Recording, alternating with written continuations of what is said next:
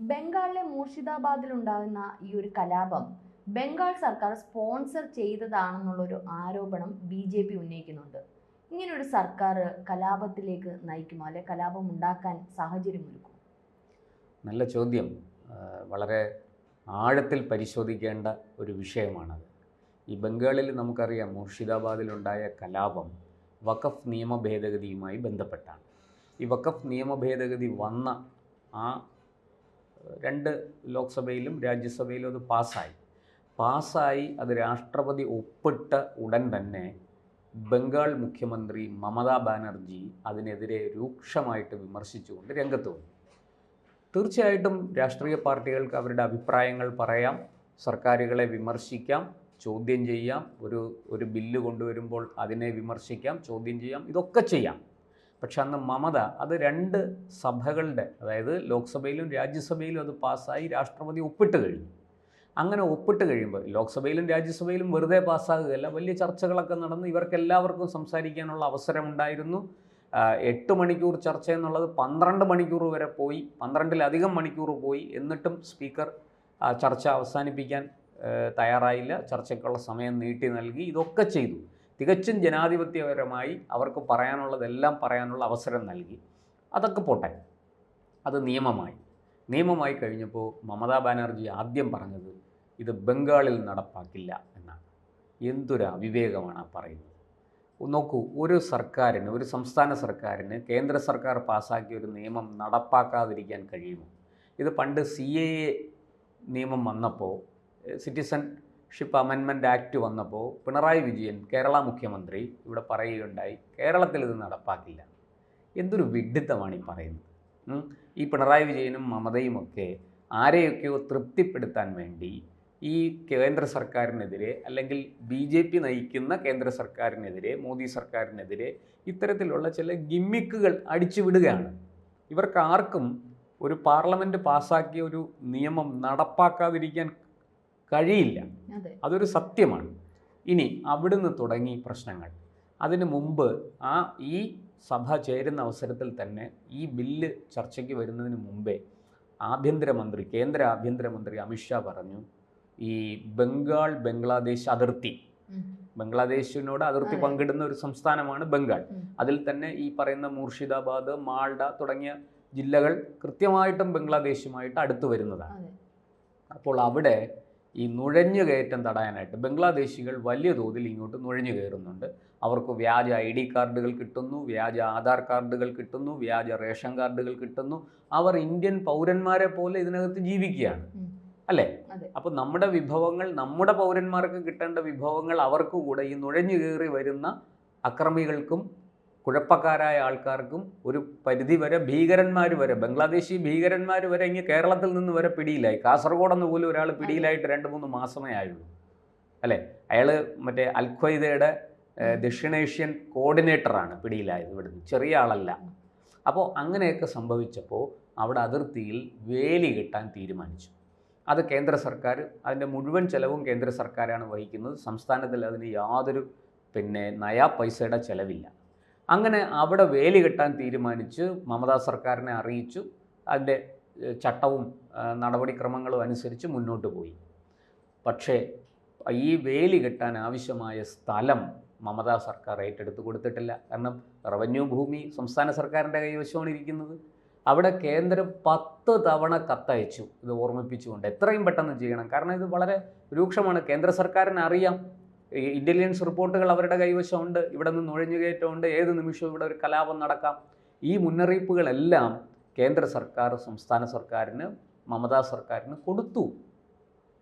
എന്നിട്ട് പോലും അവർ അവിടെ ആ വേലി കെട്ടാനുള്ള അനുവാദം, ആ ഭൂമി ഏറ്റെടുത്ത് കൊടുക്കുന്ന നടപടി ഇപ്പോഴും പൂർത്തിയാക്കിയിട്ടില്ല. ഏതാണ്ട് 450 കിലോമീറ്റർ ഫെൻസിങ് ആവശ്യമുണ്ട് ആ പ്രദേശത്ത്, ഈ മൂർഷിദാബാദ് പോലെയുള്ള ജില്ലകളിൽ. അവിടെയാണ് വളരെ രൂക്ഷമായിട്ട് ഈ പറയുന്നത് പോലെ. മൂർഷിദാബാദ് ഒരു മുസ്ലിം ഭൂരിപക്ഷ ജില്ലയാണ്. കാരണം ഈ ബംഗ്ലാദേശിൽ നിന്ന് നുഴഞ്ഞേറിയ ആൾക്കാരടക്കം അവിടെ ഉണ്ട്. അപ്പോൾ അവിടെ സ്വാഭാവികമായിട്ടും അവിടുത്തെ ന്യൂനപക്ഷങ്ങളായ ഹിന്ദുക്കളും ക്രിസ്ത്യാനികളും മറ്റു മതക്കാർക്കുമെതിരെ അവിടെ കലാപമുണ്ടായാൽ, ഒരു അക്രമമുണ്ടായാൽ വലിയ നാശനഷ്ടങ്ങൾ നേരിടേണ്ടി വരുമെന്നുള്ളത് തീർച്ചയല്ലേ. ഇത് തടയാനാണ് കേന്ദ്ര സർക്കാർ നടപടികളിലേക്ക് കടന്നത്. പക്ഷേ അതിന് മമത ഒട്ടും തന്നെ അനുവദിച്ചില്ല, അല്ലെങ്കിൽ അതിന് സഹകരിച്ചില്ല. ഇത് ആരുടെ കുറ്റമാണ്? ഇപ്പോൾ ഈ കലാപമുണ്ടായി, അവിടെ ഇൻ്റർനെറ്റ് സേവനം തുടക്കത്തിൽ തന്നെ തടസ്സപ്പെടുത്താമായിരുന്നു, സേവനം റദ്ദാക്കാമായിരുന്നു. അത് ചെയ്തില്ല. ഏതാണ്ട് 1093 അക്കൗണ്ടുകൾ, കുഴപ്പങ്ങൾ ഉണ്ടാക്കിയ അക്കൗണ്ടുകൾ കണ്ടെടുത്തിട്ടുണ്ട്. അതായത് വ്യാജ പ്രചാരണങ്ങൾ, പഴയ നിരോധിക്കപ്പെട്ട സിമി, അതുപോലെ തന്നെ പോപ്പുലർ ഫ്രണ്ട്, അതുപോലെ ഇവരെല്ലാം SDPI എന്ന് പറയുന്ന രാഷ്ട്രീയ പാർട്ടിയുടെ ബാനറിൽ നിന്നുകൊണ്ടാണ് ഇതെല്ലാം ചെയ്തിരിക്കുന്നത്. ഈ ബംഗ്ലാദേശിൽ നിന്ന് നുഴഞ്ഞു കയറിയ ആൾക്കാർ ഉൾപ്പെടെ അവിടെ സായുധമായിട്ട് കലാപം നടത്തുകയായിരുന്നു എന്നുള്ളതാണ് ലഭിക്കുന്ന വിവരം. ഇനി ഈ പറഞ്ഞതുപോലെ 221 പേരെ ഇപ്പോൾ അറസ്റ്റ് ചെയ്തിട്ടുണ്ട്. ഈ അറസ്റ്റെല്ലാം മമതയുടെ പോലീസിൻ്റെ മാത്രം മിടുക്കല്ല. അവിടെ ഇത്രയും കുഴപ്പങ്ങൾ നടക്കുന്നു, ഈ വലിയ പ്രശ്നങ്ങളുണ്ട് എന്ന് പറഞ്ഞ് പ്രതിപക്ഷ നേതാവായ BJPയുടെ സുവേന്ദു അധികാരി കൊൽക്കത്ത ഹൈക്കോടതിയെ സമീപിച്ചു. കൽക്കട്ട ഹൈക്കോടതിയാണ് അവിടെ കേന്ദ്രസേനയെ വിന്യസിക്കാൻ നിർദ്ദേശം കൊടുത്തത്. അതിൻ്റെ അടിസ്ഥാനത്തിൽ കേന്ദ്രസേന അവിടെ ഇറങ്ങി. ആ കേന്ദ്രസേന അവിടെ ഇറങ്ങിയത് കൊണ്ടാണ് വലിയ അക്രമങ്ങളിലേക്ക്, വലിയ ദാരുണമായ സംഭവങ്ങളിലേക്ക് പോകാതെ അതിനെ നിയന്ത്രിക്കാൻ സാധിച്ചത്. ഇപ്പോൾ തന്നെ ആ മുർഷിദാബാദിൽ കൊല്ലപ്പെട്ട 3 പേരിൽ 2 പേര് CPMൻ്റെ പ്രവർത്തകരാണ്. ചന്ദൻ ദാസും അയാളുടെ അച്ഛനും. ഇവരെ 2 പേരെയും വീട്ടിൽ നിന്ന് വിളിച്ചിറക്കി പുറത്തേക്ക് ഇറക്കി വെട്ടിക്കൊല്ലുകയായിരുന്നു അക്രമികൾ.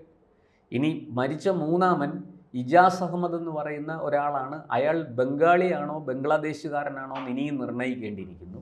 അയാൾ പോലീസ് വെടിവെപ്പിലാണ് കൊല്ലപ്പെട്ടത്. ഒരു വലിയ ജനക്കൂട്ടം പോലീസിനെ ആക്രമിക്കാനായിട്ട് അടുത്തു. പോലീസ് ഏതാണ്ട് 6-7 റൗണ്ട് വെടിവെച്ചു. അത് ആദ്യം ആകാശത്തേക്ക് വെടിവെച്ചിട്ട് അവർ പിരിഞ്ഞു പോകുന്നില്ല.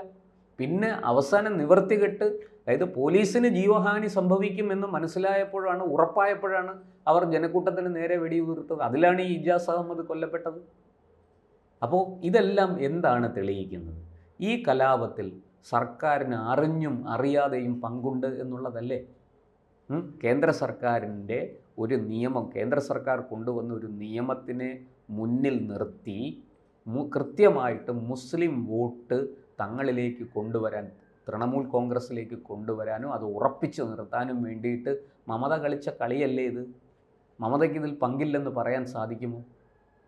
കൃത്യമായിട്ടും കേന്ദ്ര സർക്കാർ ശക്തമായ നടപടിയെടുക്കേണ്ടതാണ്.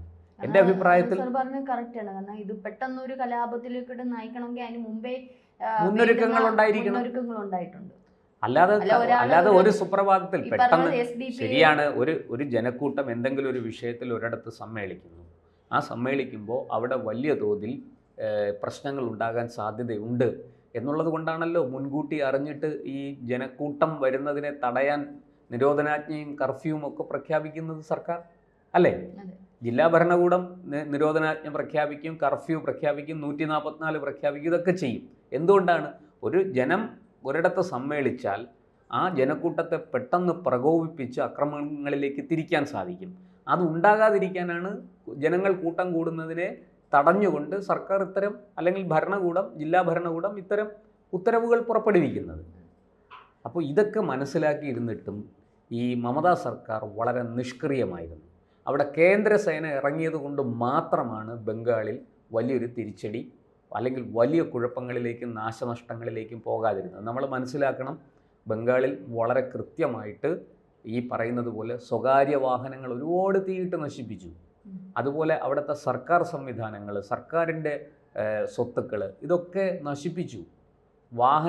സർക്കാർ വാഹനങ്ങൾ നശിപ്പിച്ചു. അത് വെറുതെ അടിച്ചു പൊട്ടിക്കുകയല്ല, തീയിട്ട് നശിപ്പിക്കുകയാണ്. എത്ര ബസ്സുകളാണ് കത്തിച്ചത്? അപ്പോൾ ഇതൊക്കെ ഒരു സുപ്രഭാതത്തിൽ വെറുതെ ഉണ്ടാകുന്നതല്ല, കൃത്യമായ ആസൂത്രണത്തോടു കൂടി ഉണ്ടാകുന്നതാണ്. അതിന് വെള്ളവും വളവും കൊടുക്കാൻ രാഷ്ട്രീയ ലാഭം മാത്രം മുൻനിർത്തി മമത എന്ന രാഷ്ട്രീയ നേതാവ് ശ്രമിച്ചു. അതിന് സംസ്ഥാന സർക്കാരിൻ്റെ സംവിധാനങ്ങളെ ദുരുപയോഗം ചെയ്തു എന്നുള്ളതാണ് സത്യം.